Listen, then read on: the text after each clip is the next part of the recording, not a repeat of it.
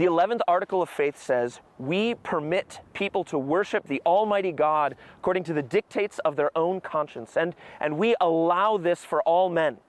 Let them worship how, where, and what they may. So on the surface, this looks like just a general statement about religious liberty, but you have to understand the background to this idea.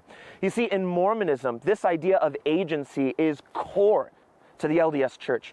In the pre-existence, before the earth was created, the divine council agreed upon this plan put forth to give men agency, to give them the free will to act how they will and do what they want to do.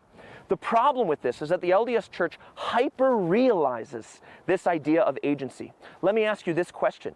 Do people have the agency to worship by sacrificing their own children? What about the agency to worship by self-mutilation? Or what if committing genocide was the way they worshiped their God? The problem with agency is that it often undercuts the idea of God's holiness and justice. Just because people are free to do what they want does not mean they will not be judged.